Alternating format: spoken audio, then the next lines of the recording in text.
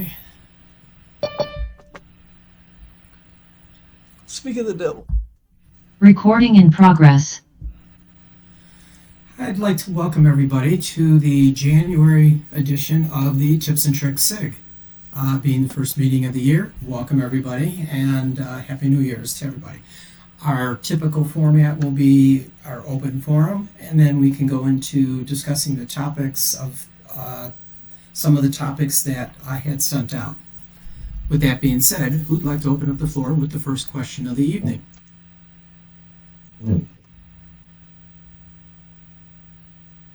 I have one. I brought this up before, is I have a newly installed Win 11 running on a PC. I used Tiny11 to put in to install the OS on this particular machine. Anyways, I went and obtained this year's current installation of H&R Block software, and I installed it on there, no problem whatsoever. In addition, I wanted to reinstall the 2024 version of the H&R Block software. So I have the original installer package, and I try to run the installer package, and it runs through some of the paces, and then I get an error, a 1722 error during the install. I've looked online to see how to cure this problem, and I've tried most everything except I did not try a clean boot yet to see if that would solve my problem. Is there anybody who has a hint of what this could be? I know, Bert, you said in the past there was problems with the tables per se with Microsoft. I was hoping that the 2025 install of it would satisfy that, and why the 2024 version would not. Well, the problem I was having has been 3 years running, and the only way to get around it was to call support and have them walk through a dozen different things to fix it. And it's because behind the scene, there is a database program, which is probably a normal database, but for some reason, it gets corrupted when you move forward, and therefore it needs to, be reset, so to speak, or reinitiated behind the scenes in order to make the new software work. I haven't tried getting a new version yet because I don't know if they finished it. Yeah. I got a go ahead. question. When you're running the Tiny11 script, are you doing it against a ISO image, or are you doing it live? That would be, that's in the past. Anytime. And revisiting how I did that, and the answer is yes, I did it off of an ISO image. Okay. So the problem somewhere lies, I don't know, in the installation, because I have no problem installing the current version. I've been able to install other software on the system without any problems. But this particular one gives me an error message, number 1722, which says that it's a Windows installation issue. All I can tell you is... I mean, I did a Google search on, or I'm sorry, an AI search on it, and I followed all the steps that were on there, running it as administrator. I've done, there's several other things that you can do. Bob? Have you checked for corruption? I want to ask something. You said the 1722 error Correct. is a Windows installation or a Windows installer error? If it's Windows installer, that means Windows installer has a corrupt cache. I believe it is the Windows installer. You can clean it up. There is at least one tool that is specific to that task. Clean up Windows installer. Okay, general associated with a Windows installer. You have to make sure the service. I've done these checks to make sure the service is running. No, you have to clean up the installer because it's Okay. got something corrupted in there under that program's name. In other words, the Windows installer keeps some kind of an internal database of the programs you've installed. Mm-hmm. And if there's some corruption in there, it may prevent installing updates and upgrades to that title. Yeah. I mean, I'm looking on here. And this can be cleaned up. I've had to do it myself a couple of times. Okay. All right. I see there's a Windows installer cleanup utility. Yeah. So I see that, and I will try that. It is called MSICUU and the number 2, Mm-hmm. and it's an EXE. Now, if that is a safe and approved program, that's a good way to try to clean it up. Right. I don't Okay. think there's a specific troubleshooter for this. Yeah, I don't know either. So, but this is just a strange one. Dennis, Bob, you have anything you want to add? I was going to lower my hand. Okay. All right, Bob or Dennis.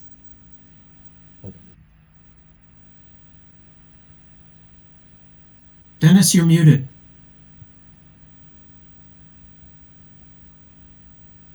What was the error code again, Sanford?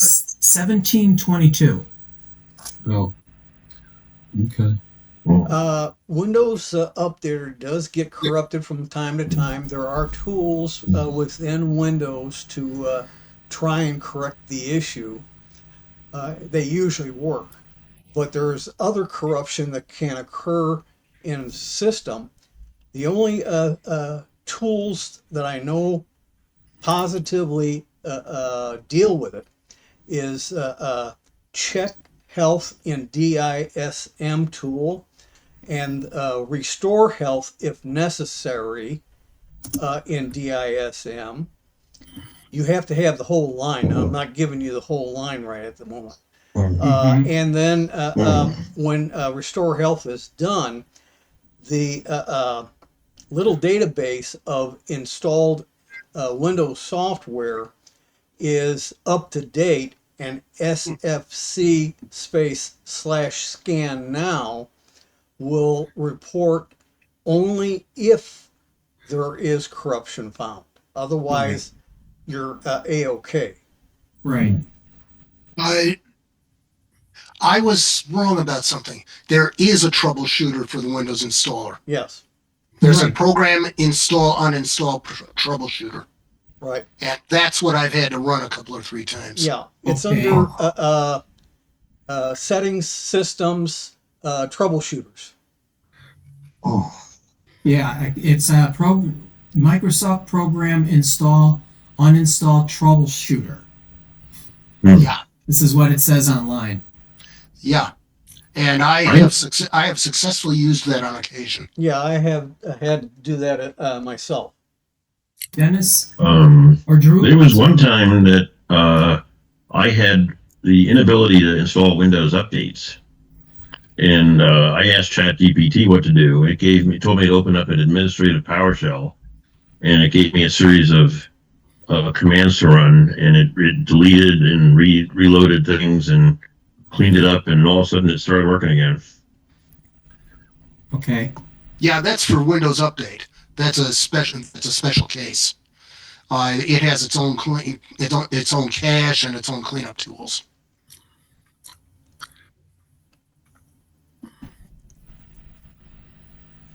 I'm making notes here. Yeah. There are PowerShell is a very sophisticated programming environment, and there are some really cool utilities that are PowerShell commandlets. You can do I've done a lot of Microsoft Exchange Server administration. I have my email hosted in Exchange on GoDaddy, and I run PowerShell scripts to load the administrative utilities so I can administer my organization. And I do it all through PowerShell. Okay. I mean, I'm also assuming that the installation package that I have, which was the one I originally used to install the 2024 version of H&R Block, I'm assuming that is the same installation package that I would use this time to reinstall the software. Should work.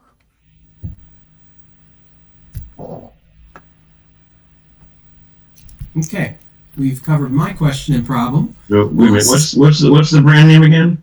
H&R Tiny Block. 11. He's trying to play with Tiny 11, which is a deep bloater optimizer for Windows 11, and he's putting it on a unsupported laptop.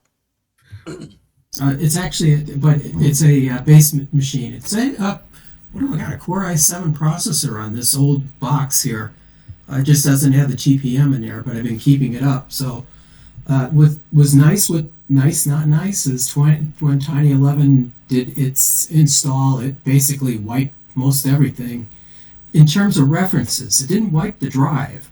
It just wiped all the references, the old software that was in there. So my old software, none of it works. It didn't really create a good Windows old file, so I can't really access this stuff. The data, this data is still there, which is a good thing. Well, that's what I was mentioning when you first brought up Tiny 11. It's made for a clean install only.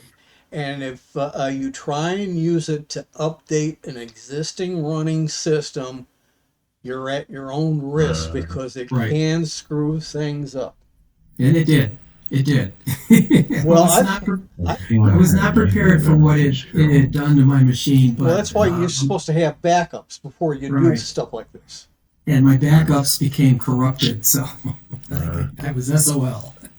Anyways, but that wasn't the point. You know, this is where I'm at now. It's okay because this particular box, I actually needed to do a clean install anyways. I needed to wipe out a lot of the old data that was on there, or old software. Well, you got your wish. Yep, I got my wish. But I do have a couple things that I can bring up to the group that might be of some interest. I have to share my screen. Gotta try and, oops, take that down. Take this down. I'm going to try and share my screen, which I hope works better than Saturday did. I want the desktop. Hey, that's already an improvement.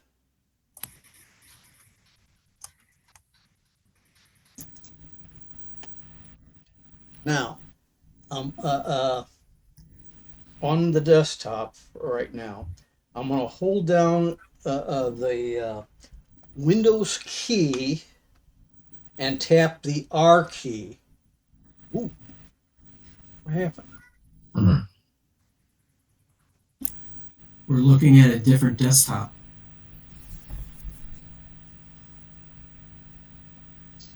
Blank right now.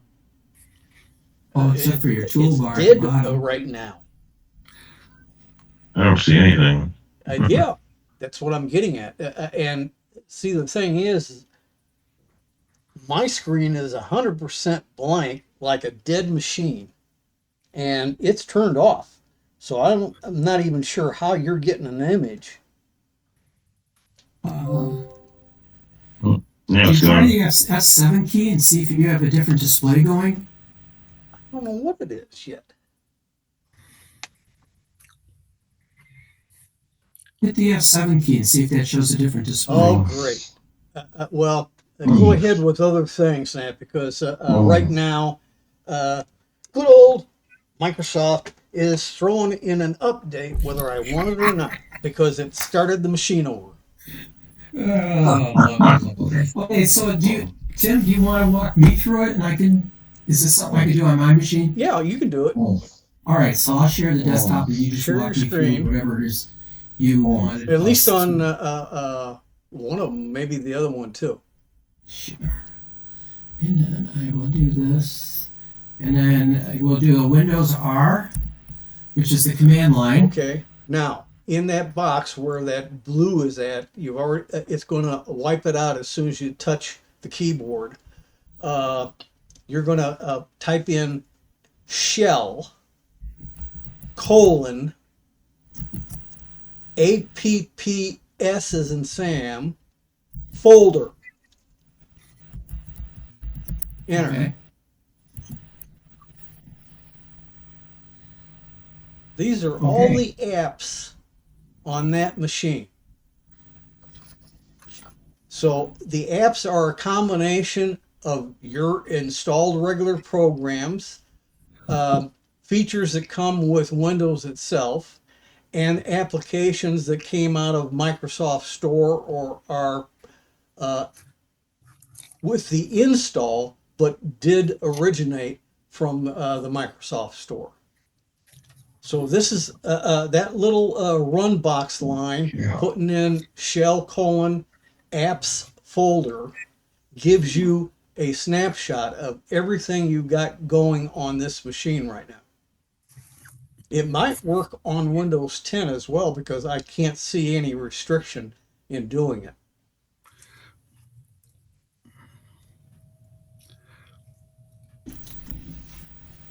Okay. Now, you can close that off. And the other one, do you have on your machine there? I didn't pay attention to the apps list. Revo Uninstaller. Most likely I do. Bring that up. Now, I've been using Revo for many a year. And from time to time, they keep adding new features. And I just never find the time to get to it because I don't run this that often because I don't install software and then uninstall it just to see what it was like. A lot of people do that. But now what it's showing you in the list here are your actual programs that you've installed on the system. Okay. Now, if you go up to the upper left corner, you've got the buttons at the top. You got the uninstaller. That's the list that's showing right now. Go to the next one, Windows Apps. To the right, yeah. Now it takes a little bit of time, and these are the Microsoft apps that you find inside of the Microsoft Store that may also be included with your Windows install. So this gives you a way of being able to uninstall those also through Revo. And the next one over is called Tools. These are various tools. You've got the left-hand column there of various things. Run management. This is things that will start up automatically either at boot up time or login time or other scheduled timing. Oh, you can uncheck these. And then you have more tools as you go down the list there on the left side to give you flexibility. Just be careful what you're doing with them because you can screw things up. Having a good backup is a good idea.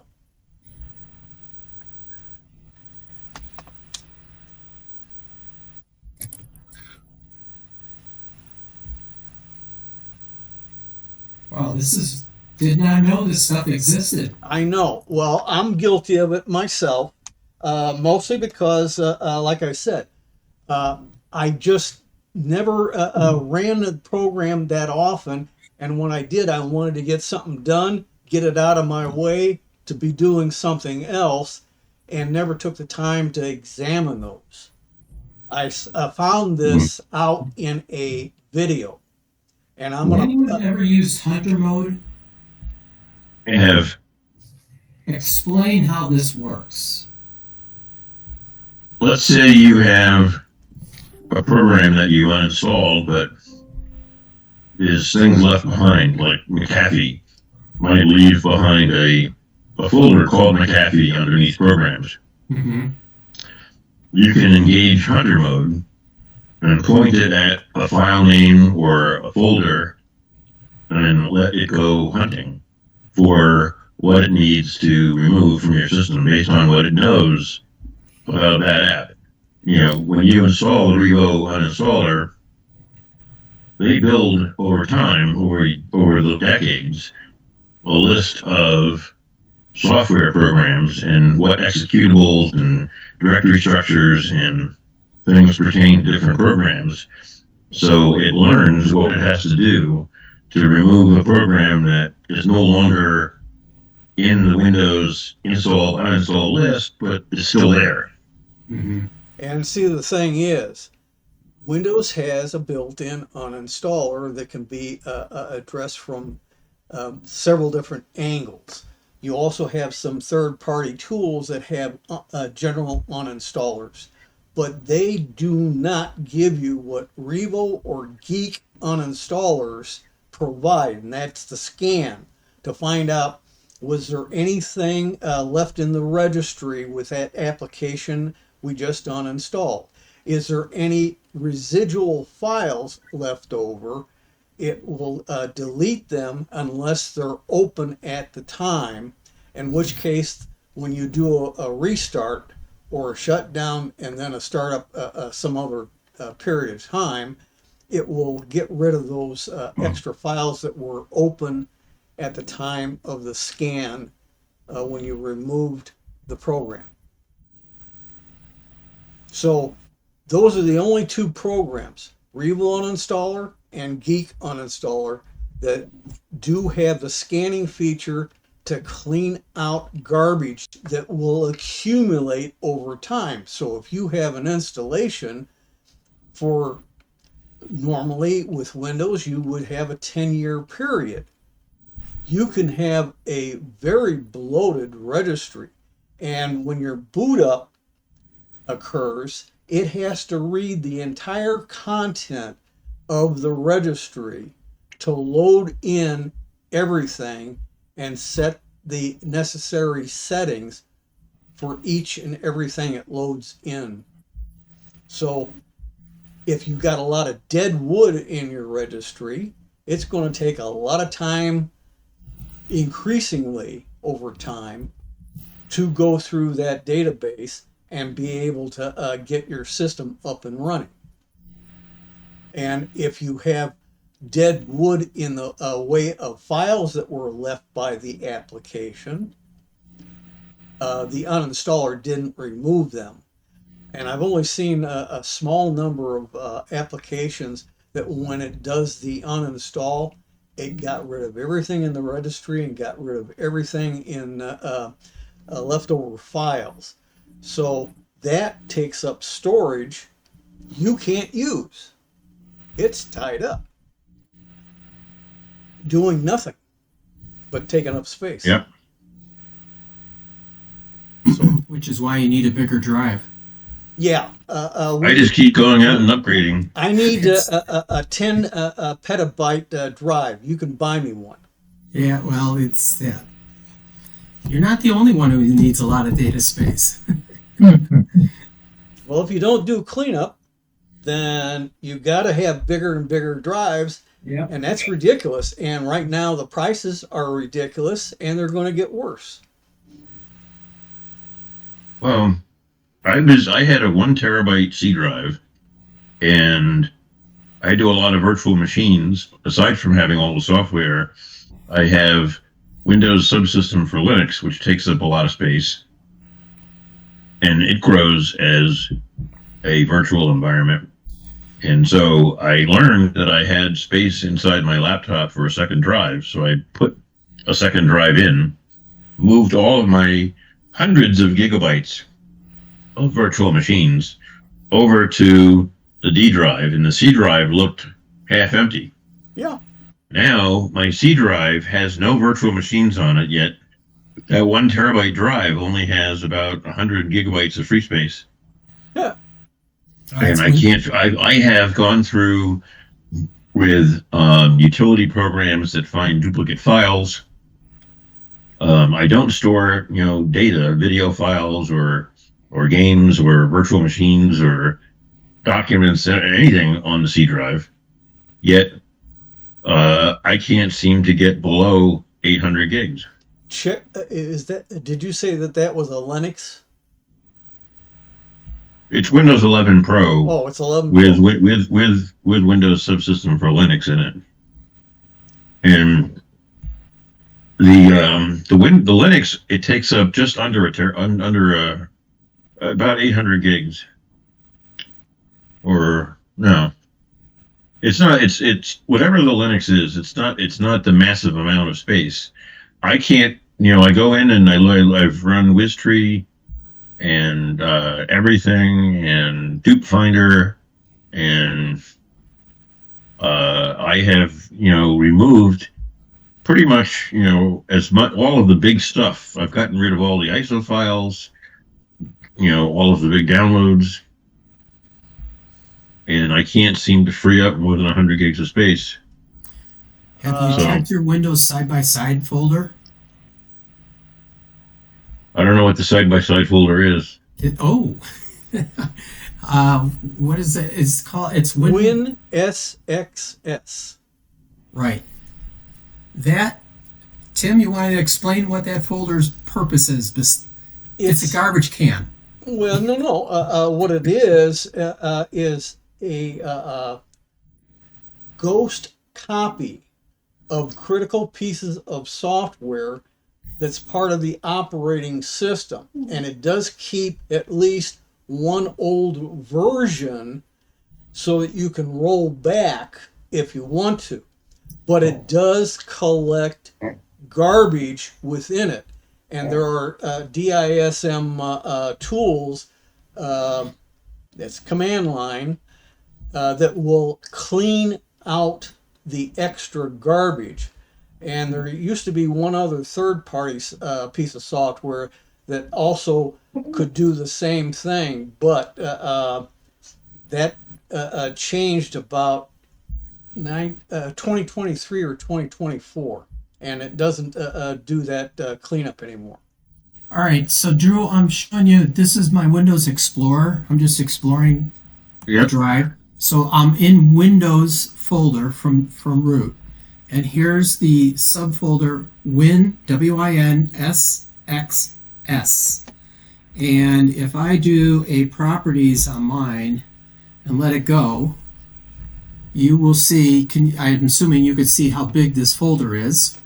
It's 25 gigs already. Oh, it's 30 gigs already.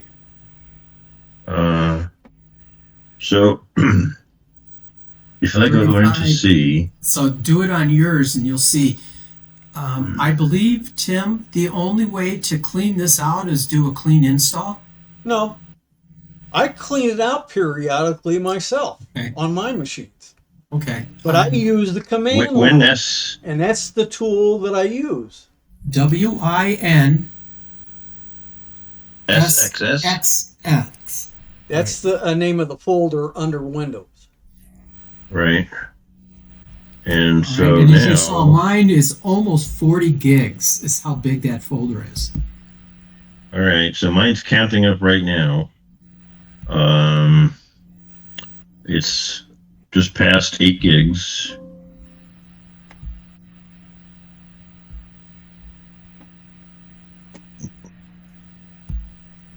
Nine, 10.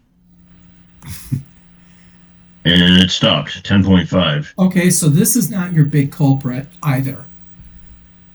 Do you have hibernation turned on? Hibernation, yes. Okay, hibernation is going to consume a lot of real estate. Now, I'm not telling you to turn it off. If you use that feature, then then leave it so. But if you don't use it, I hibernate more often than I turn off. okay, all right, then leave. But you may want to see how big that folder is that uses the file it uses.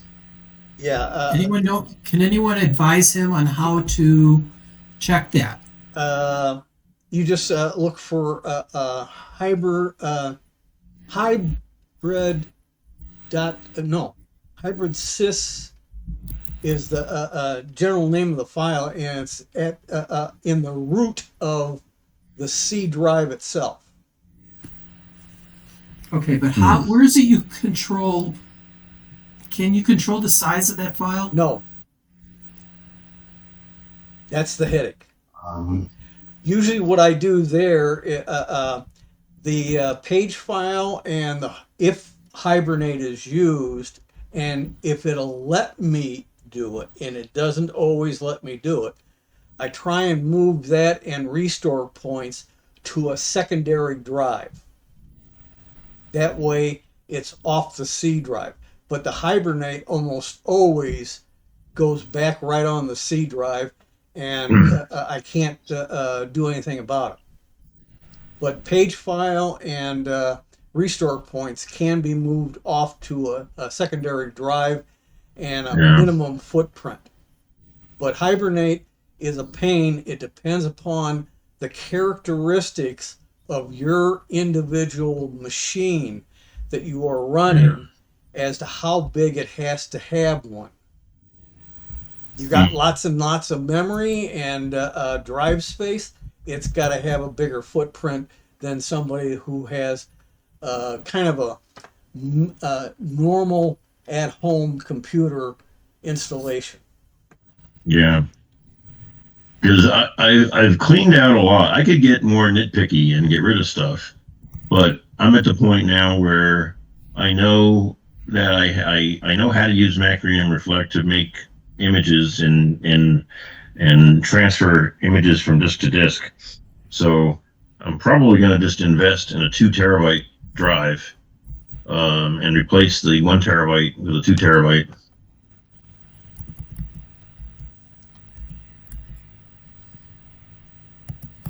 I've already moved my Windows subsystem for Linux.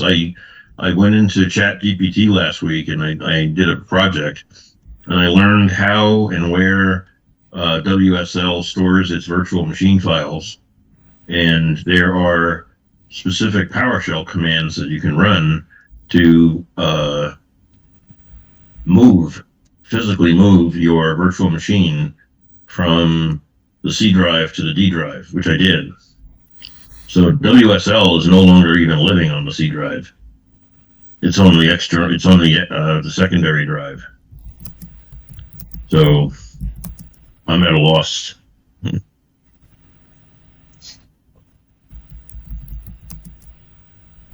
Anyone else want to comment on that?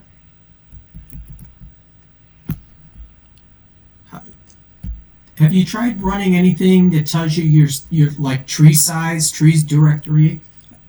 That's gonna tell you. Okay, did that tell you where your biggest culprits are? Oh yeah, and I moved.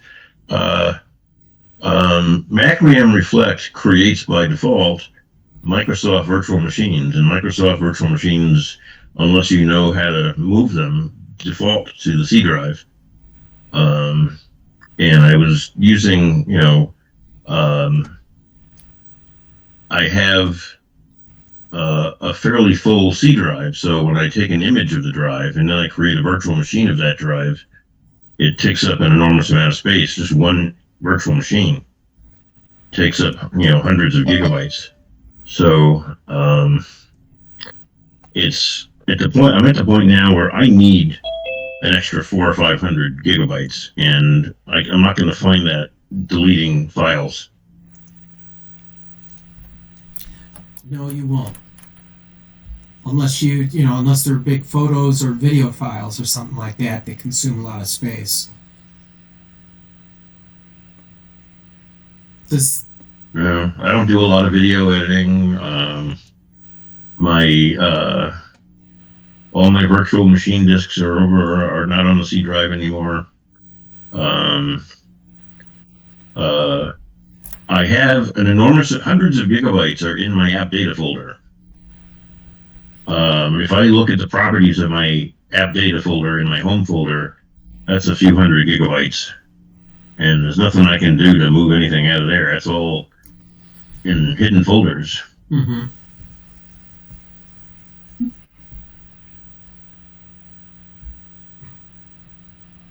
Okay, anyone else want to comment on this? If not, we can go into the topics I'd sent out to everybody.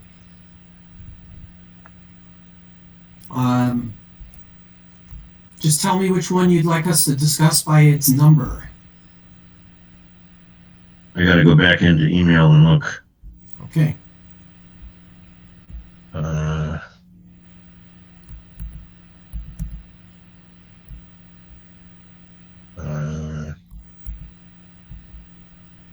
Tips and tricks.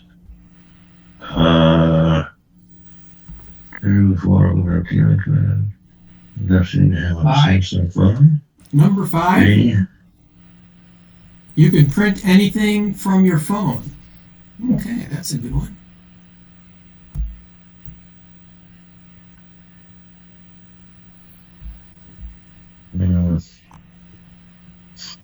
All right, the easiest seamless Wi-Fi printer. Connect your printer to the Wi-Fi. Okay, that does help a lot.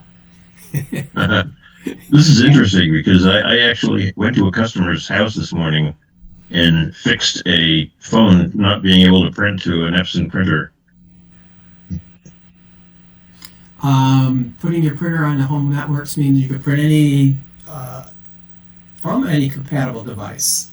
So what do we have to do from our phone? From an iPhone? You can print from your iPhone without installing any driver. It just works. Well, if you use HP printer and you use Smart Print, that finds the printer every time you want to do a print. But the trick is with printers or servers in a home, you have to set up a static IP address either on the individual device or on the router for that device so that it never changes. It's like the house number. The post office knows it doesn't change. Is this a tip, Tim? That's a tip. Okay, it's a tip that you recommend that they put a static IP address in there. Because the article doesn't necessarily say that. Well, hey, Bert, let's see, is Bert here? Yes, what? Bert, you have the ability to share the screen on your iPhone? Maybe. And I was going to say, if you could call up a Zoom session, you could walk us through this on your iPhone. Well, I don't normally print from my phone. Well, now I email myself and then do what I want on the computer. All right, so if we got something we want to print, what do we do? How do we do this? We got to pull up a document, right? Something we want to print. Well, picture. A picture? Oh, a picture would help. Okay, picture. Photos. And here's one. And then you hit the 3 dots and you hit share, I think. On the iPhone, tap the share icon.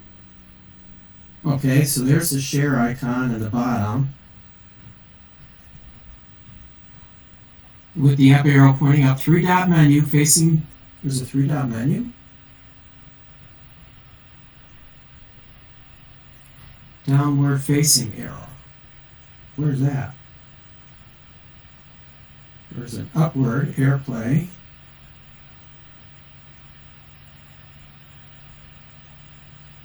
Print. No printer selected. Oh, my printer shows up.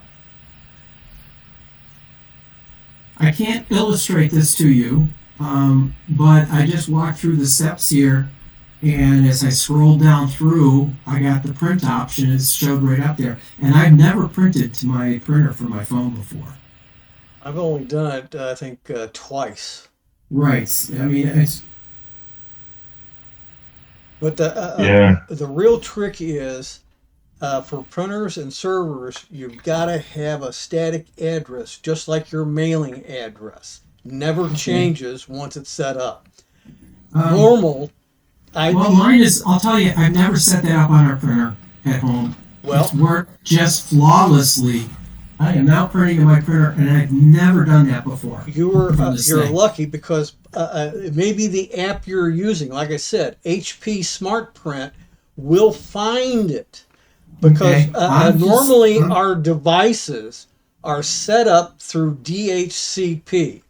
DHCP leases your device an IP address, and it checks periodically for activity. At a certain point in time, it will take your IP address and say it's no longer yours. It belongs to whoever comes up needing a new IP address. Right. And you Well- may get the same address back. You may get a different address, and you can't communicate. Well, because let's- you're looking for- I get that, Tim. In this case, wasn't a problem, and you've stepped over two other people that wanted to chime in on this. Dennis, go ahead. My wife has an iPhone, and she used to do a lot more printing from the iPhone, but she found that on a fair number of occasions she couldn't control the size. In other words, she tried to print a picture, and instead of being a quarter page, it filled up the entire massive, and it filled Right. up the entire page. Or she tried to print a document that we got from somebody, and it printed huge, like size 25 or something. So she kind of now, to be safer, she just does like Bert says, she sends it, emails it to the computer. There. I just wanted to mention that sometimes you can't control the size. At least Right. You don't have the same controls as you would with the normal printing software. But if you're dealing with a document or a PDF, this is very beneficial to be able to do this. Pete? Okay, so I've got an iPhone and two network connected printers. Okay. The iPhone sees both of them. They're both brothers. They're not HPs. Mm-hmm. I Great. can print both of them. The thing is, my router, I don't have that resolution to actually create the IP addresses because it's a T-Mobile hotspot, basically. I don't have that level of control, but whenever T-Mobile resets the entire network, I just need to turn off the printers and turn them back on, and then every single one of my machines finds them again. If not, I just got to uninstall it, say remove the device and on the Windows devices, and then find them again in the list, and then they come back up. Well, you're having to take and reinstall the applications for the printers because it changed the IP address because it was dynamic, not static. I have no control over He that. has no control over it, so that's what the world he's got to live in. You can Yeah. get control over it by setting up on the device or through the router. In his case, he doesn't have the router part. Router. He doesn't have I a have no router. He's control, But he using has a router. device, and the devices can have the IP changed to static. I've been doing it for decades. Yeah, but he may not have login access and administrative rights over the hotspot. on a hotspot. Not on the hotspot, I agree. That's- But I'm saying he has the devices, and he can set up a specific exact address that will be that way every time the printer is on. just like the house address. Oh, you could do it in Yeah. the printer itself, is Yes. what you're saying. Go, okay. Yeah. Hey, The so only what- problem there's only one problem you could potentially run into is if you tell the printer not to use DHCP, but to assign its own address, the DHCP server might very well hand out that same address. That's right. That's why I said DHCP creates a lease. And if you're not careful, you lose the lease on that IP address. That's why I, printers and servers have to have a static address assigned to them that never ever changes. I believe the new protocol for the connectivity is via the MAC address and not via the DHCP. Because you can bypass the DHCP if you actually address it with the MAC address. Some will not recognize the MAC address because it was compromised by spoofers for decades back. I don't know what the protocol is that they're using, but I have zero problem unless the real network that is outside the house hiccups. Right. And at that point, Nice. all bets are off anyway. Because if it hiccups and they do a hard reset on the hotspot, it doesn't matter that I've got a fixed one because they may change the scope of the network. I know what the problem is when it doesn't work, and I know in about 3 seconds how to fix it. Okay, so now that we've covered this one, we've gone through the fact that you can print from your phone. Never did that. I just was able to do it. Shall we go on to our next topic?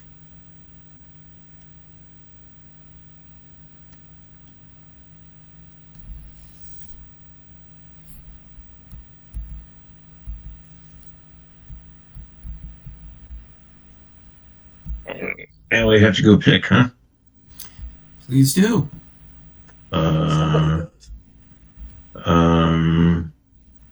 Uh, Dennis has got the peace symbol up. Is that meaning number 2? Number 2. Okay. 4 overlooked Google. 4 overlooked Gmail tools that rescued my cluttered inbox. I didn't know your inbox was cluttered. Change how long you have to undo a send.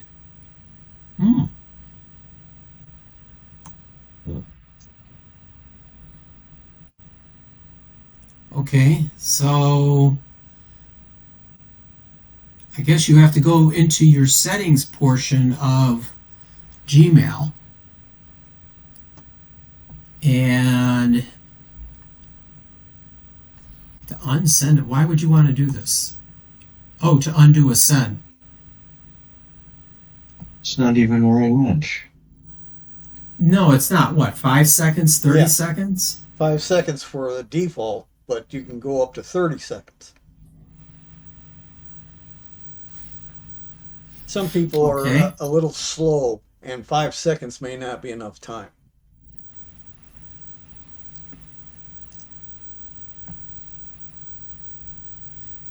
This would be in case you decide you don't want to send something, right? Right, To unsend an email, correct. like you wrote something in the heat of moment. Well, you may have said something you didn't want to actually go out. Yeah. Dennis, go ahead, Dennis. Or maybe you sent it to the entire office and you only wanted to send it to one person. Ah, That's there you true, go. too. That would be That's- a better thing. That's true too. yeah, if you're on a closed mail server, like an Exchange server in a company, you can have more administrative flexibility over recalling messages. But once if you're on the internet wide open and you send an email and it leaves the mail server and it's traveling around the world, hey, you're not going to get it back. Well, I think Gmail has that built-in delay before it sends it out from its servers, but you got to be real quick because the default is 5 seconds.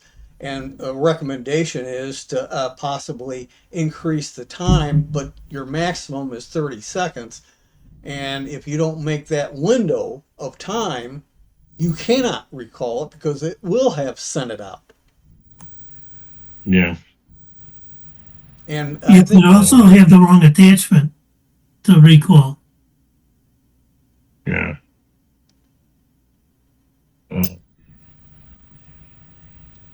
so the recall is, I think, unique to Gmail. I don't know of it being on any other non-server type situations, such as maybe in Thunderbird or Exchange server.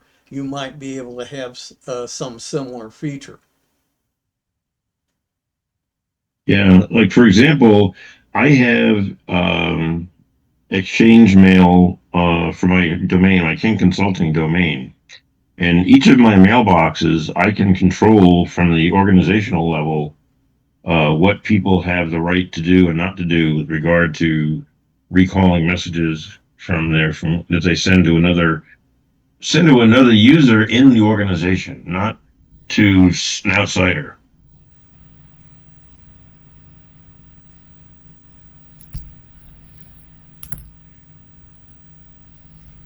Okay. Anyone else want to comment on this one? All right, let's go to the next selection.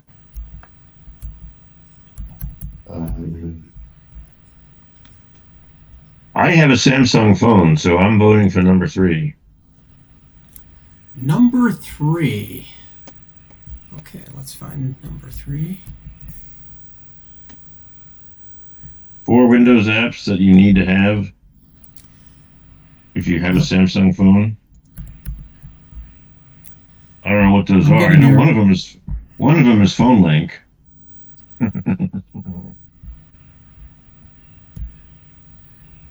Okay, 4 what you need if you have a Samsung phone.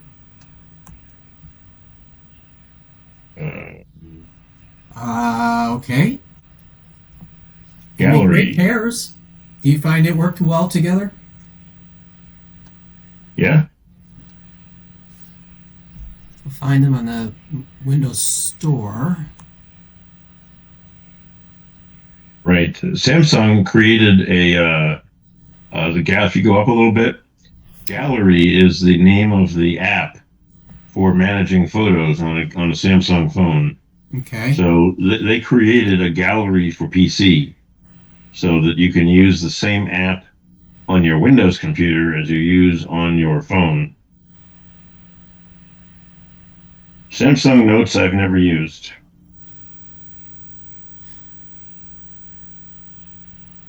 Okay. I guess they take like voice notes or text notes. Yeah, it's a Samsung version of something else, but you have to worry about backing it up to the Samsung cloud and Samsung taking it away and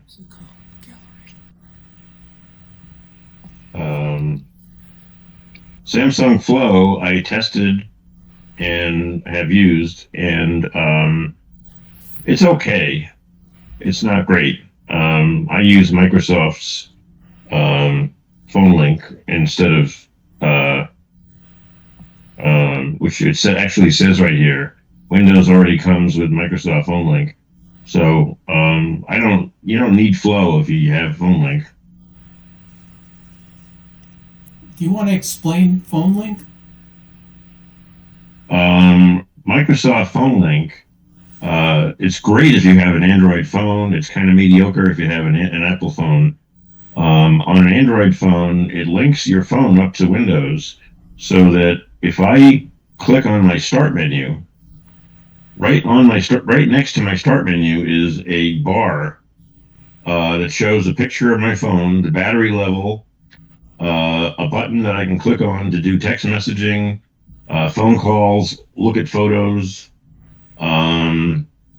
Anytime, let's say, I did this today. Here's a perfect example. I log on to a website and it says that it's going to send my cell phone a SMS code, and I need to punch that 6-digit code into the Windows app. Well, Phone Link, when it's set up, when you get a new notification on your phone, it appears in the system tray on your Windows computer, and you give a one-button click to copy that code to your clipboard, to your Windows clipboard, and paste it into the Windows app. Phone Link lets you make and receive phone calls, transfer files, share your phone screen with Windows. Let's say you're doing a demo or putting together an instructional video. You can mirror your phone screen onto Windows with just one click of a button. So there's a lot of things it can do. It's really neat. And that works with Android? Any Android phone, yeah. Okay. Any Android phone. Yeah, and your phone has been called other things. It's just part of Windows 10 and 11, but it works a little bit more efficiently in 11 than it did in 10. My Samsung phone appears in my Windows File Explorer. I can drag and drop files to my phone right from inside File Explorer. What about Smart Switch? You ever use this? Smart Switch is the reason why I always buy another Samsung phone. Smart Switch is a really, really cool program. If you stay within the Samsung family, like I have, I started with a Samsung Galaxy S5, and I now have a Samsung 23. And I go from a 5 to a 9 or a 5 to a 10, and then from you go up a few models. What Samsung Smart Switch does is it enables you to upgrade from your old phone to your new phone. It transfers more stuff than Google does when you use the stock Android upgrade, software. You can select additional folders where you have files. It not only reinstalls all the apps, it puts your wallpaper back, it creates the folder groups, puts the apps into the folders, makes your phone look exactly like it did before. It's a wonderful program. It's the only reason I won't switch to another brand. Has anyone else ever used this Smart Switch? I might have when I was in my early years of using Samsung phones. Just didn't know that's what they were using when they would upgrade me. But I liked the Samsung ecosystem when I was in it.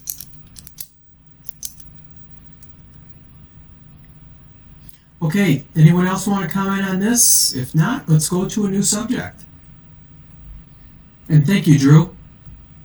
Yep. Number 8. Number 8. 8. Let's see. Windows enhancement utility that actually makes Windows better.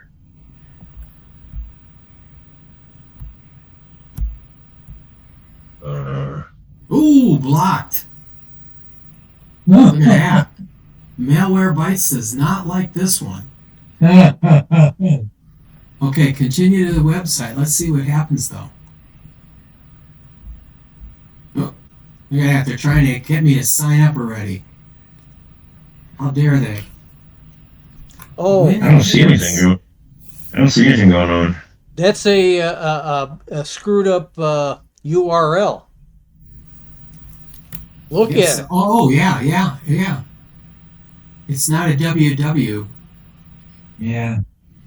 You got two HTTPSs in one line. It don't work that way. Oh, okay. Did I get to the right site? I didn't look.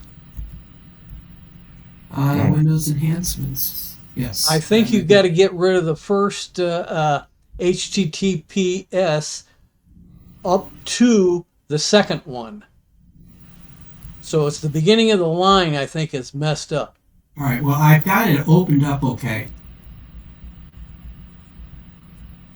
And I just simply typed in the name of the app and got to the site yeah. after So checking to see that the search Enhance was is the enhancement. I clicked on it and it worked fine. Okay. yeah, that link in the meeting topics is actually two different links that got run together. So it's a free open source Windows enhancement utility for 10 and 11. Remember, we are looking at your list, not whatever you're looking Oh, I'm sorry. Thank you for Yeah. clarifying. I thought you were on the right screen. So Change apps. Yeah, you're not sharing what you're seeing. okay, my bad. Here we go. I was under the impression you guys were seeing this, so we'll go back to the beginning. Here's Winhance. Now we're seeing the right thing.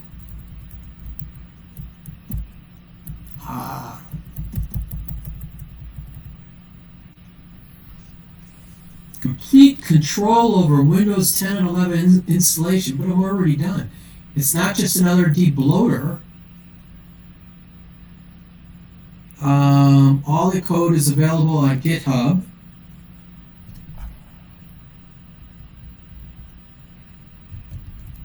So this is similar to Tiny 11. at. Well, there's a ton of different programs out there to either debloat and possibly also optimize. And there's also tools that will address specific things, such as killing all the AI in 11, as an example. Or another one that is geared towards privacy and eliminating the telemetry. Okay, so this can go in and enhance, give you access to the stuff that's already installed. Yeah, this is for an established system that's running that you've already backed up completely. And then you can remove what you want removed and optimize what's left. Has anyone used this? No. This specific one I have not. I was hoping Bob Harmack would have tested this out already for me. You know what? I no longer customize Windows at all. Microsoft changes things so frequently, it's just not worth my while. Okay. And I spend like about 80-90% of my time in Linux.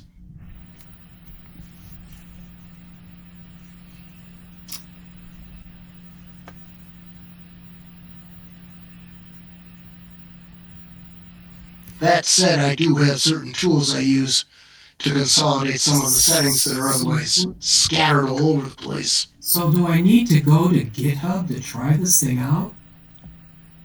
Well, that's where it's located at. And odds are, yes, you do. Okay. Usually it gives you a link to it. Yeah, but it looks a lot like some of the other Windows tweakers like Winero and various others. Yeah. And the good ones, they give you a graphical interface. So you can select explicitly what you want to get rid of because you're not going to use it or you don't like that piece of software. You got a third party piece of software you prefer instead.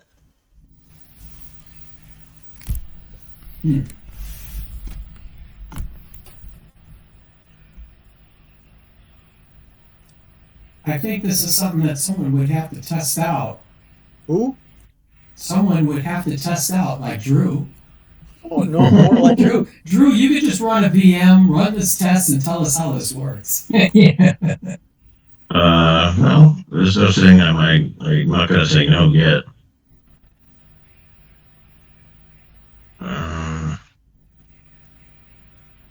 Create custom Windows installation media.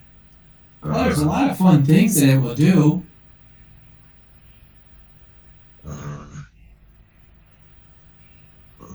Alright, so if you're an IT professional, a technician, a power user, a privacy conscientious user who wants to disable the telemetry and data collection, gamers and anyone who's tired of bloatware. Goodness.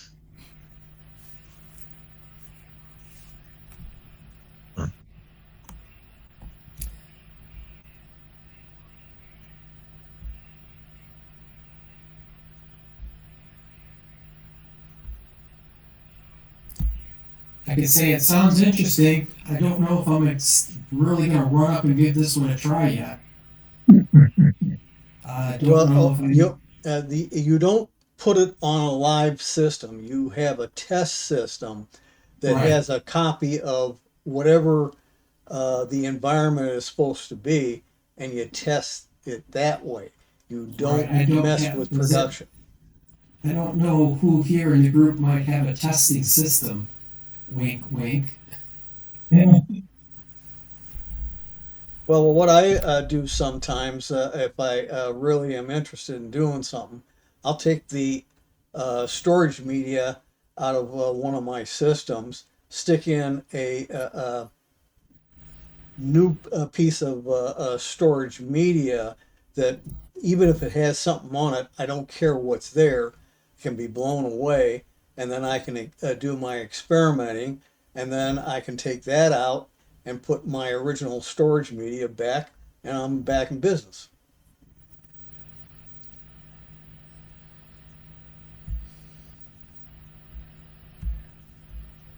What about number 9? Number 9. Okay, let me pull up number.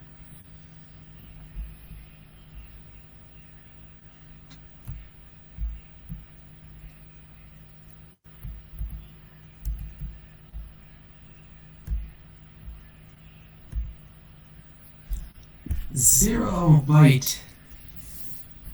Let me write this one down.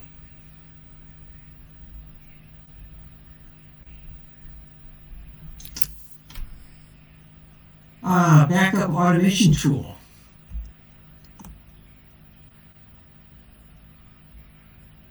Okay.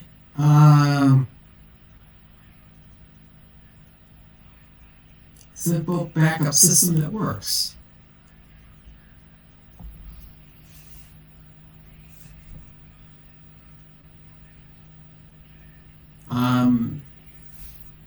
Works with servers. I've never used this software yet. I didn't see if this is free or not. Yeah. Beginning. Oh, it is free. Yeah. Plus, it's completely free.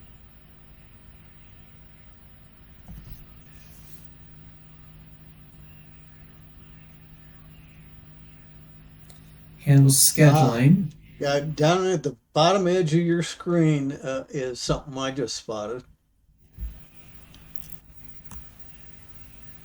It's super easy. All you need is Docker. Right. Docker is a piece of software that creates containerized environments, which you put your software in, and it prevents it from causing problems with the rest of your system when you're running it. Kind of like a like having sandbox software. It's kind of like having a milk bottle, old-fashioned glass milk bottle. Well, you put your content into the milk bottle, and it cannot contaminate the rest of the environment around the outside of the milk bottle. I see. So, is Docker a purchased item? And from the looks of it, you have to have a server, even a NAS server, to contain the container of the software to back up things. That's what it looked like.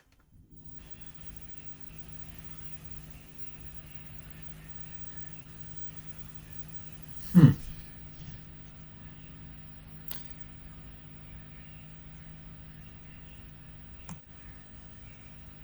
Yeah, I don't think this is for us. Yeah. You gotta live a little.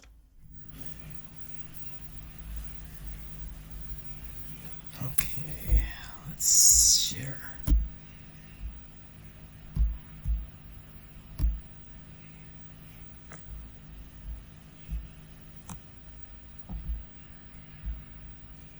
How about this guy?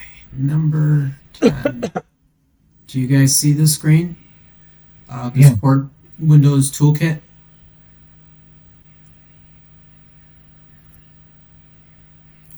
Does everyone see the screen? Yeah, Yes. Oh, okay. All right. Sorry, I just didn't get a response that I heard. we're looking at your list. Oh, you're Yeah, still we looking see at my the list. list. All right. Yeah. I keep screwing that up. I don't know why I keep. 410.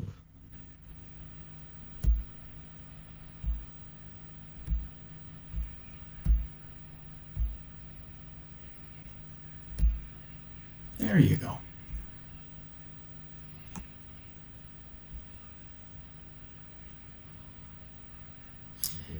Neural Launcher. Anyone ever use this one? Nearsoft, I have used some of their software. I haven't used this particular one. Long ago, I was using this. I don't remember if it was Windows XP or Windows 7. Ooh. But most of the Nearsoft programs, to be honest with you, have not aged well. Gotcha. Free utilities, boy, if they came from those early days, if they've not been updated.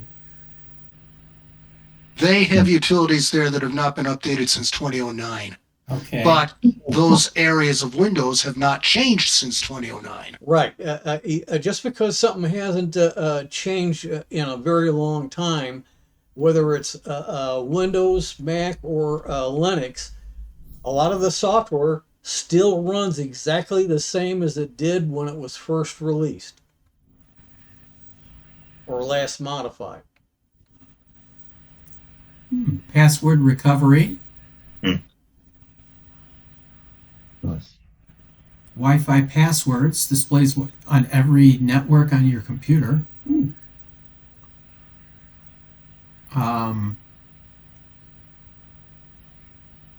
Monitors your network traffic and identifies unauthorized devices. Didn't we talk about that one? There is one of those utilities that is now classified as malicious, and it's called WNet Watcher. Okay. And it has legitimate uses, but it can also be used maliciously to hack into networks. Oh, this got a packet sniffer for TCP/IP packets. Yeah, that's not popular with antivirus Oh, clients I'm either. sure it's not. Blue screen, like for your blue screen. Yep, crash time, bug codes. Boy, this has got a lot of good stuff in here if you want to play with it. Yeah, Oh. but the problem is, at least in Windows 11, the blue screen is going away. Yeah. It's being replaced by something else. It's a green screen. No, it's a It'll black be the- screen with absolutely nothing on it. Yeah, that's what's been happening. They're changing the color, so there's no more blue screen. Yeah, they're tired of hearing about a blue screen this and a blue screen that, so they're thinking of changing the color just so that it's no longer a blue screen. So they walk you through on how to make a bootable USB stick. But I don't know. Do you have to have this as a bootable stick? These are a lot of them are very useful technician tools, and if you use something like Ventoy, and Ventoy will allow you to put everything, all these portable apps, onto a single USB bootable drive, and then as long as you can boot from USB on the device, you can. And Ventoy does have ways that it will coexist with Windows. then you can use these tools when your system won't boot or when you need to change something you can't change while Windows is running. Nearsoft and what used to be sysinternals, which was bought out by Microsoft and is available from Microsoft, are very advanced technician type tools. But some of them are elementary enough that an average person might be able to run some of them, understand them, and get some use out of them.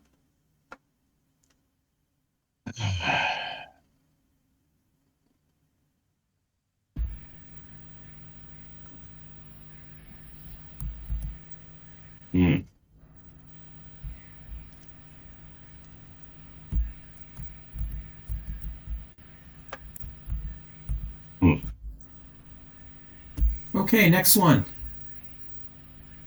We have our view here.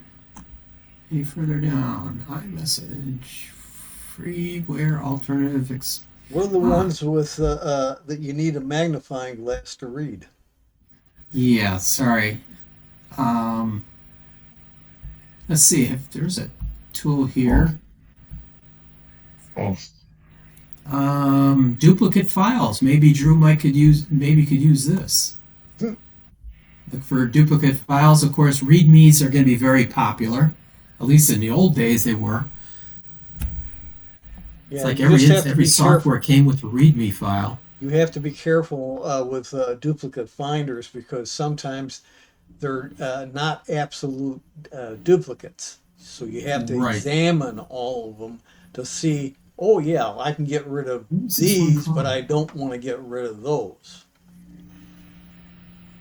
Completely. What's it called? Yeah. This is that one with that Czech name that nobody outside of certain countries knows how to pronounce. Shawazka. Shawazka. That's the way I pronounce it. Yeah. Shawazka?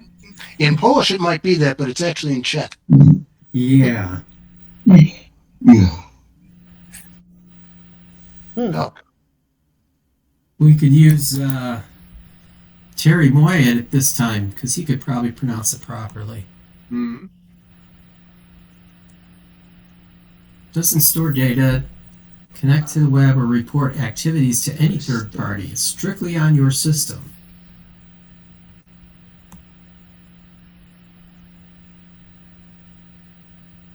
Boy, that name. Whew. So it's a nice duplicate file finder. It might be, but boy, that name, you try and communicate it to somebody without having the article there to display, you're dead. I will say you really got to know what you're. Okay, so there's at the end of the article is the links to the software that you can get it from GitHub. But I'll say in terms of software or whatever files it finds that are duplicates, you got to be careful on what you're gonna get rid of.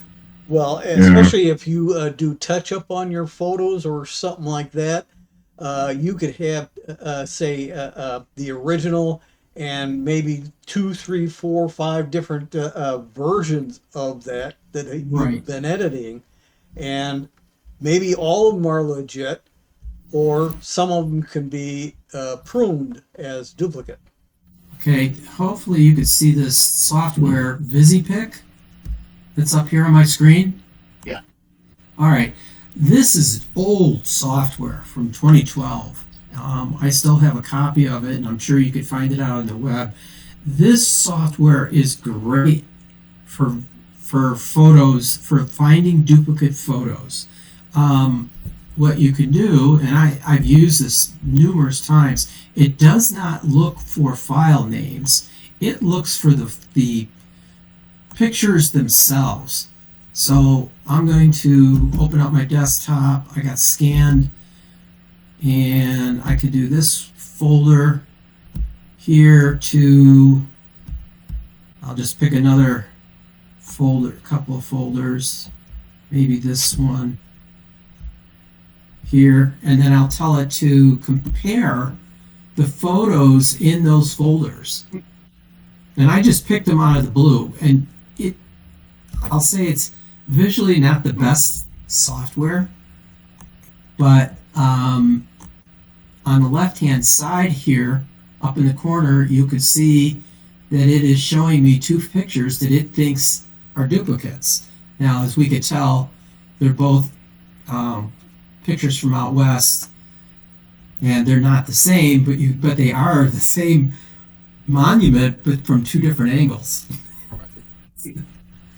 And I just arbitrarily picked those. So it scanned 36 pictures and it found two duplicates.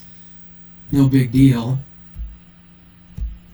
But this one works really well. I've used this numerous times on my servers as well as my desktop here, because just like Tim was saying, is you often are making edits on pictures, and sometimes you make copies instead of replacing, and then those copies, what's the difference between them? Which one do you want to keep? Because I'm playing around with so many pictures lately that I found this tool to be very valuable. For instance, and I don't know if I could tell you, on this particular folder, I scanned all of our personal pictures from my wife's side as well as my side, and my grandparents and her grandparents, and scanned them all in, and they had a lot of duplicates that were throughout all the scans. Now, I scanned in over 11,000 photos.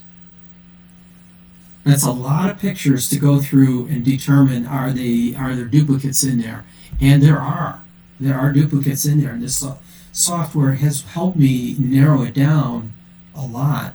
But it does take some time to go through, and you can look at the individual pictures and see, are they duplicates, are they not? What makes them a duplicate? Mhm. It works really good. I've used this very well, this VisiPick, but it's old. It's old software. If someone needs it, wants it, let me know. I can get it to you if you can't find it. I think it's still available on the web. I have not looked. Probably is. There are archival sites. In my travels looking for duplicate file finders, I'm going to throw into the chat It is still there. a program called Dupe Guru.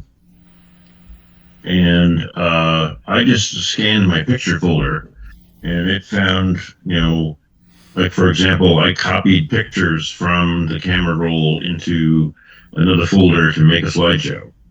So it found the second picture in the slideshow folder. It's a very good program for finding duplicate files. It's called Dupe Guru. Dupe Guru. And what's nice about it is it's multi-platform, so it works on Windows, Linux, and Mac. Is it GURO? GURU. RU. Now let's see if I can find this one. Dupe.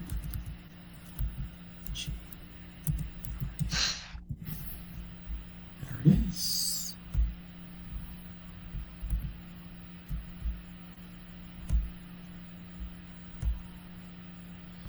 Dupe Guru, cross-platform.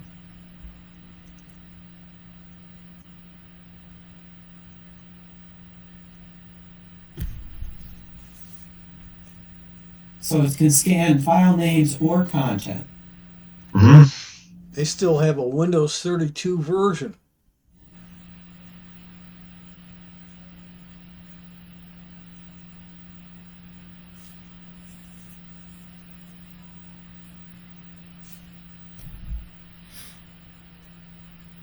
I've not used this Dupe Guru. This is looks like an interesting one to test out. And you've used this on photos? Yeah, I've used it on my whole hard drive. I've used it on photos. I found duplicate photos, but like I said, I don't have a shitload of photos, and whatever duplicates it found didn't add up to spit in a bucket in terms of storage space. Sure. I will say that's not my particular case. I don't do much photo stuff.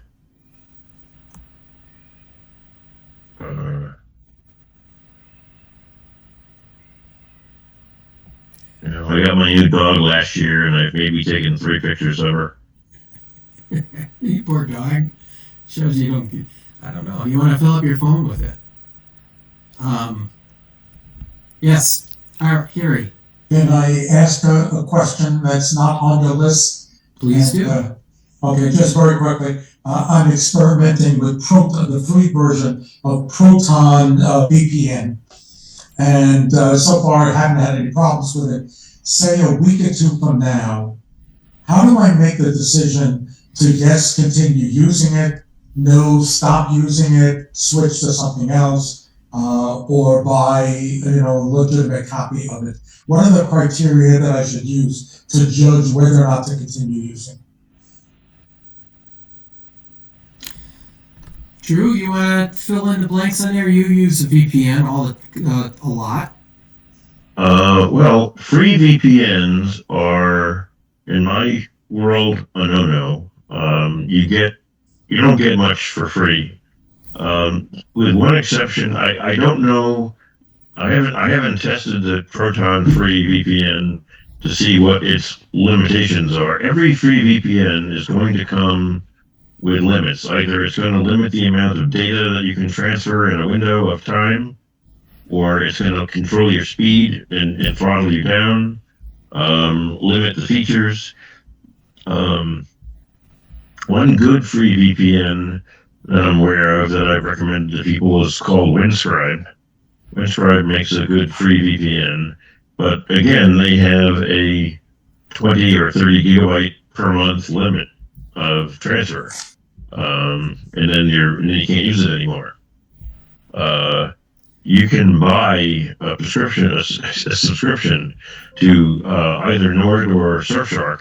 Surfshark is a very good product. It's at the cheapest price, and you could buy a subscription which will only cost you a couple of dollars a month, and it's well worth it. But my question is, I appreciate that, but my question is a little different. What should I be looking at in 10 days, let's say, to say to myself, nah, I don't really need a VPN, or yes, I do, and this is the right product, so buy the paid version, or yes, I do, but maybe not this product.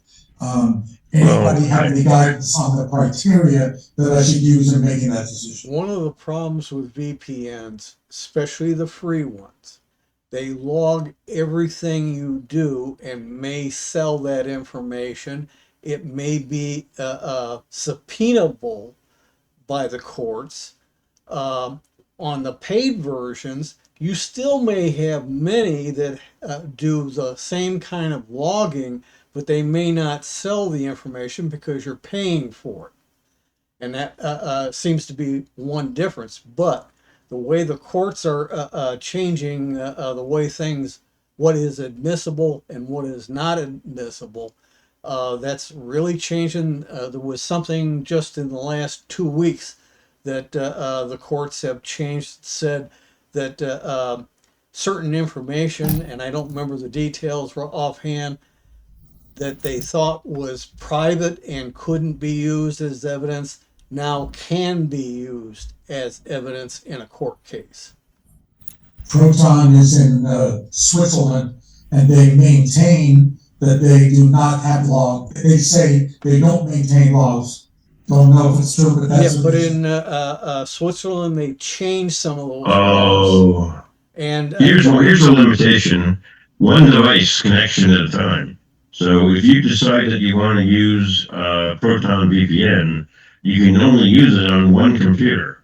You can't use it on your computer and on your phone, or on 2 computers. That's not a problem for me. Right. Proton was set up in Switzerland because of the laws they did have, but in 2025 they changed a bunch of the laws, and I'm not certain if they're going to stay in Switzerland or move to another country to set up it's very much like in France. They basically outlawed graphite, a program used on phones to have privacy. And literally, they're moving all their facilities outside of France. So should I presume, do I presume correctly that people like me, I do banking, I do my taxes, but I don't do a lot of stuff that I have to worry about subpoenas and all of that, shouldn't really bother with a VPN, just be careful and, you know, Well, be usually, careful. if you're using a tax service, there is usually good encrypted communications between your device and their server. And then they package up a lot of tax returns and send that in a special encrypted way to the IRS or to your state IRS. Yeah, that's why I'm wondering, maybe I don't even need a VPN. Some people usually need it are like journalists, especially when they are outside of democracies. They need that kind of stuff. Some people are wanting to say, for example, see the content of BBC in the UK, so they get a VPN here in the United States, lock themselves into a European server, so it looks like they're in Europe, to get the BBC content without having to have a subscription to BritBox that's available in the US. There are things like that. It depends upon what you're doing and how paranoid you are with your privacy. Your own ISP knows every place you go to on any of your devices and can sell that information, and that's how they can keep costs down. But that invades your privacy because you get a footprint and they figure out exactly your type of character, and if it gets into criminal hands, they know what buttons to push to make you do things you normally wouldn't do. Okay, but a VPN is not going to keep him from getting that type of process. It's just selling his data and where he's going.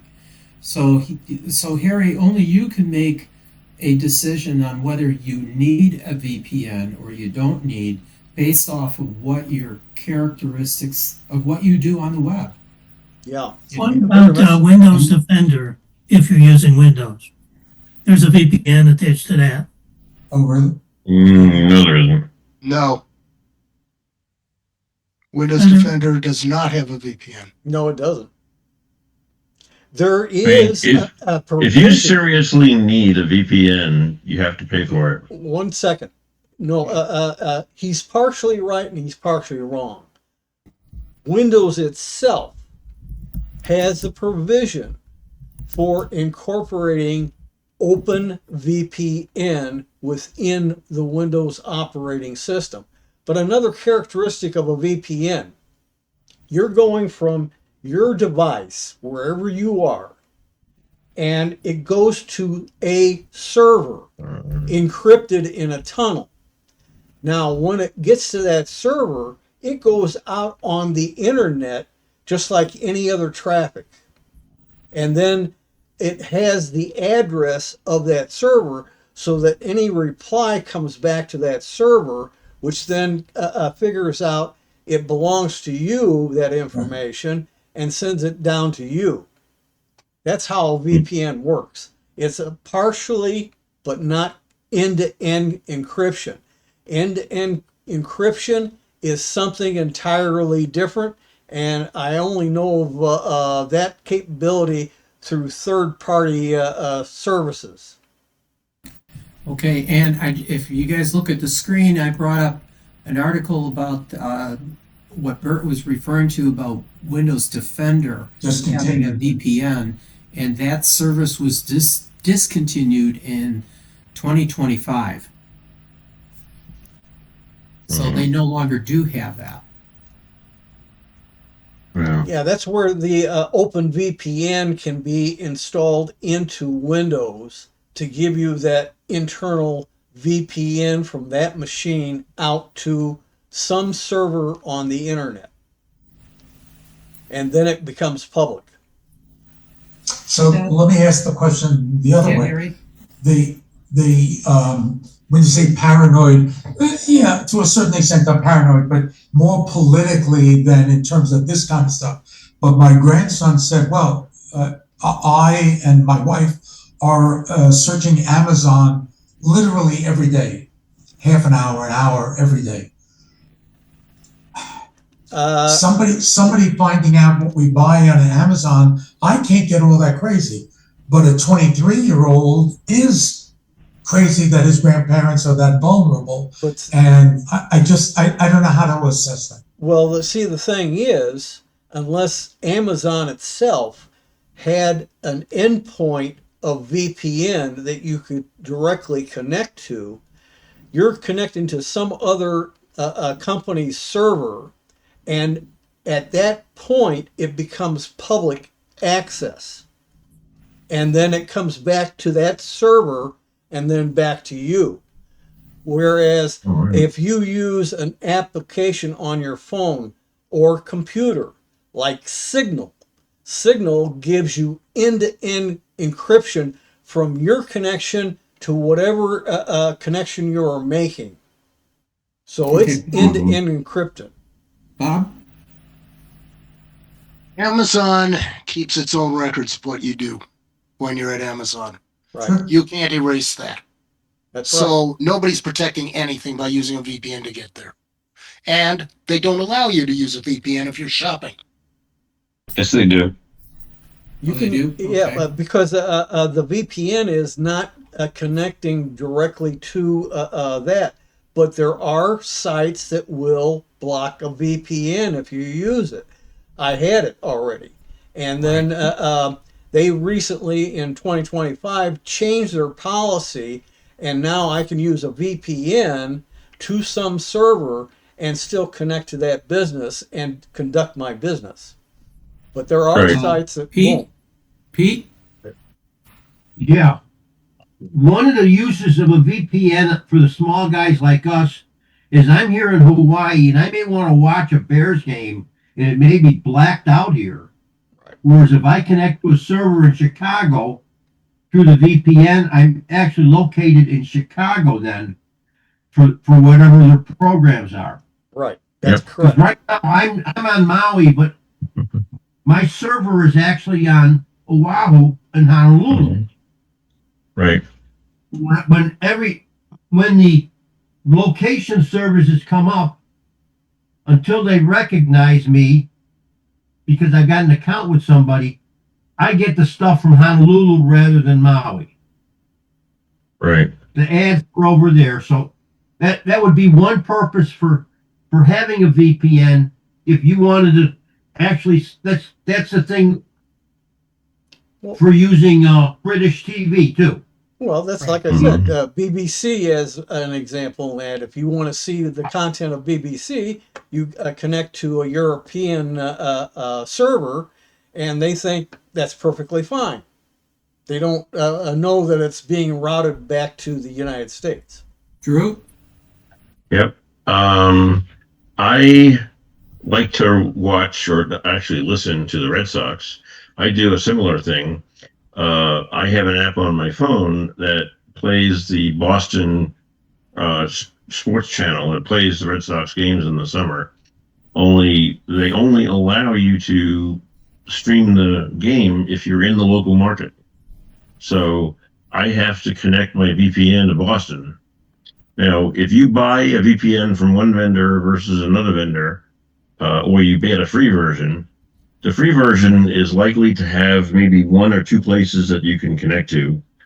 A paid version is going to have more granular places for you to connect to. And one product may go to a city that you want and one product may not. And so you really have to define what it is your goal is and find the product that matches what your needs are. I need a server in Boston, so I chose a VPN that has one in Boston. And Nord also blocks malware and bad malicious websites. It's got very good tracking blockers in it. So it's more than just a VPN. It also detects malware and advertising and things like that. So I think that you have to know what you want, and you're not going to get it from a free version. Even some of the paid versions. I have a paid subscription to AdGuard VPN, and you can turn it on and you can turn it off.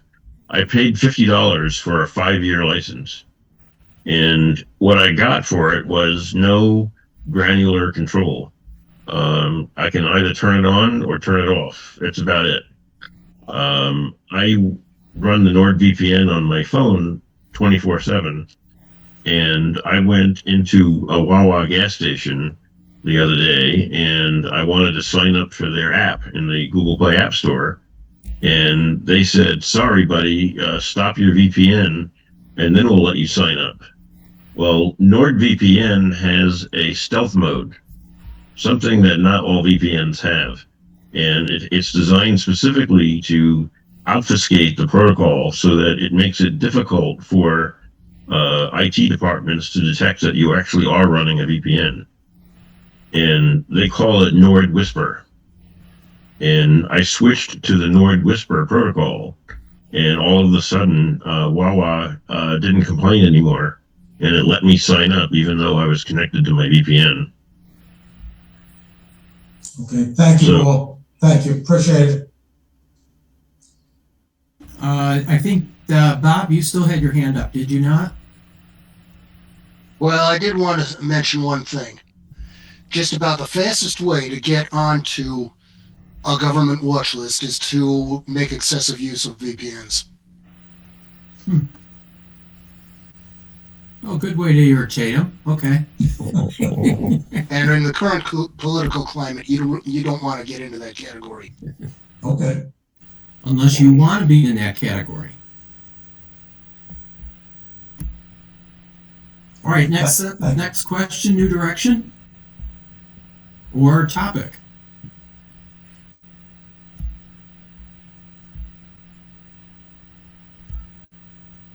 What was that number 14? 14. Let's see what number 14 has to say.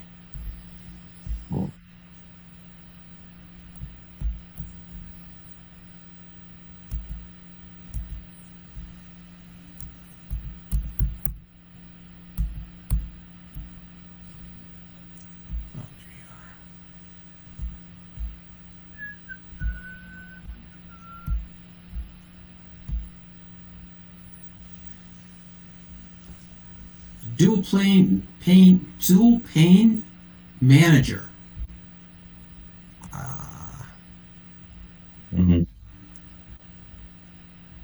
What are they recommending instead? What are the shell menu view? Shell menu view. Clean up the clutter. And install the app. You need to use a tool like shell menu view.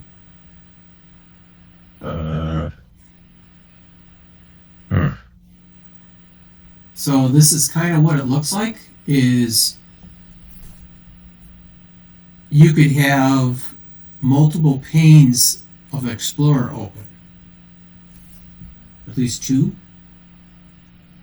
So like here we have two panes in this display showing.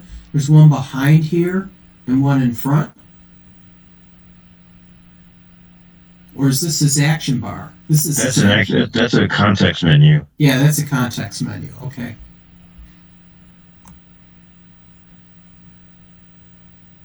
You can get multiple panes using Windows P and E. Windows P and E? Window pane, the Windows key and Uh-huh. the letter E. Windows when you're in Explorer, it'll bring up a second one. Windows key, oh, in the letter E. Gotcha. And do it twice side by side. Yeah. Oh, I see, and then you do it twice. Got it. Yeah. I don't know what this one's going to give us anything different.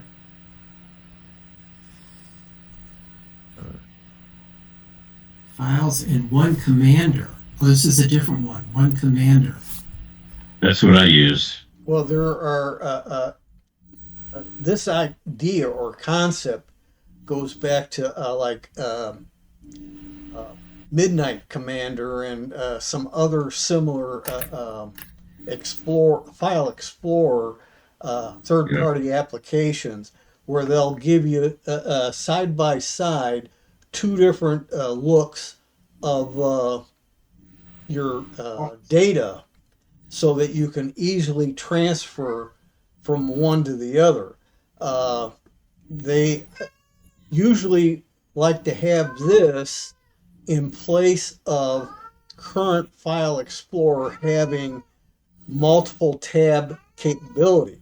You can open up a number of different tabs pointing to different parts of the storage on your device, even multiple drives, and you can transfer a file by copying and pasting to one of the other tab versions and paste it in there, thus transferring the files.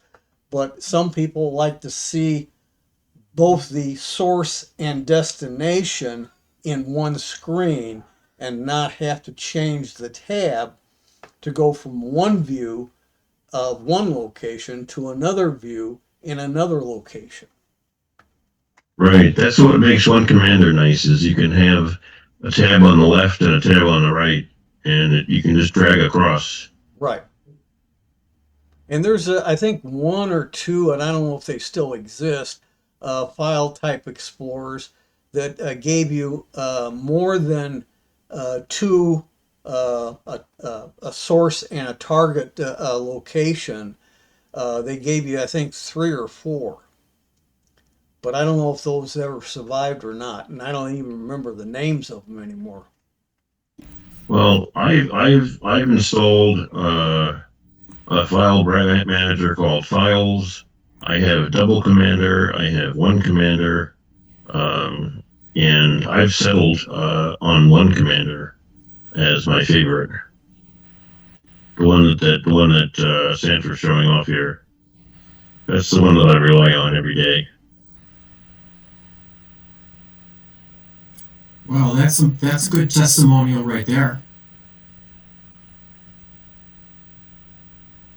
It says it has its flaws. Have you ran into any of these? Yeah, like it says, no app is perfect. I don't use one commander 100% of the time. There are times when the regular file manager becomes necessary, but I use it as much as I can use it. It has a very nice file preview function. So if you're looking at pictures, you're in a picture folder and you just tap the spacebar, it automatically pops open instantly a window with the picture in it. And then you can use your arrow to go down picture to picture to picture, and it pops up the picture in that window, one after the next after the next. Very snappy. Thank you, Joe. Okay, I think we've covered all our topics for tonight. If anyone has any last questions for the group. If not, I will say, Tim, do you have an announcement for upcoming meetings? Next Tuesday is the Windows Office and AI meeting. Next Thursday should be Ed Keating's meeting, Understanding Technology. And 2 weeks from today is the Linux SIG group. Thank you. I will encourage everybody, if you have not gone out to the YouTube site, please do it. and leave us some comments or on any of the videos, or at least a thumbs up on one video. I'd appreciate that. That's something that we just recently discovered, that commenting is available, but absolutely nobody has put out comments on our meeting videos, and you have the ability to do it, to say I like this or I didn't like that, etc., etc. Or a question on a topic Yeah, that was in the video. Could be a something, question too. or maybe you've got an idea that didn't get covered in the meeting, and you're offering up that information so that anybody who reads that comment can take advantage of it. Right. And with that, I will stop the recording. Recording stopped.